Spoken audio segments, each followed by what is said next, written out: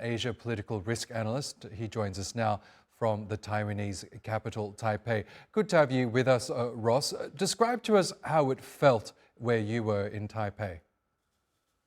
You know, some earthquakes, they sort of start off slowly and then they get stronger in their intensity during the period of the quake. This one started off strong and just got stronger. For those of us who've lived in Taiwan in a number of years, as I have, you could immediately realize that this is not the typical earthquake, which might only be around 3, and it just shakes. And if you're on a higher floor, it might feel a lot stronger than if you were on a lower floor. But this one was just a very strong shake, and you would know that this was not the usual quake. It was more severe, and in fact, authorities are saying this is one of the stronger earthquakes to be experienced by Taiwan in about 25 years.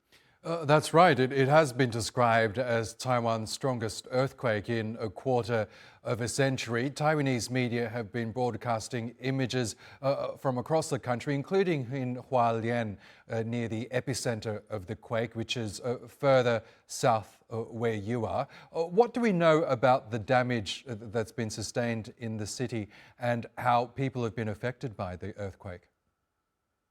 So far, there's at least 2 buildings that have collapsed. I would expect that number to increase as more areas are visited. We have to keep in mind that Hualien County does have a small city called Hualien City, but other than that, it's mostly a rural area. There are villages that are up in the mountains. So I think as more time goes by, we're probably going to see some more reports and images of fallen buildings, or certainly we're going to see tiles and bricks that detached from buildings and landed in the street.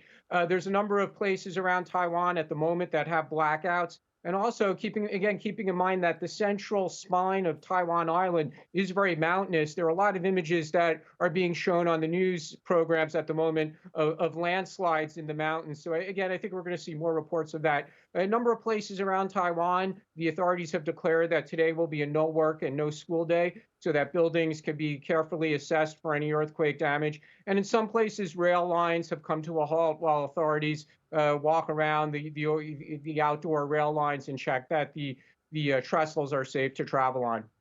Taiwanese officials have also issued a tsunami warning for the island. Has there been any sign of that yet? At the moment, I don't think so. I've been monitoring several news channels, and there's no report of that yet. Although I should add that typically when there's quakes off the coast of Taiwan, Taiwan actually doesn't experience tsunamis the way the Philippines might. And certainly we don't get tsunamis here in Taiwan the way they get tsunamis in Japan. Okay, Ross Feingold, we'll leave it there for now. Do stay safe, and thank you so much for bringing us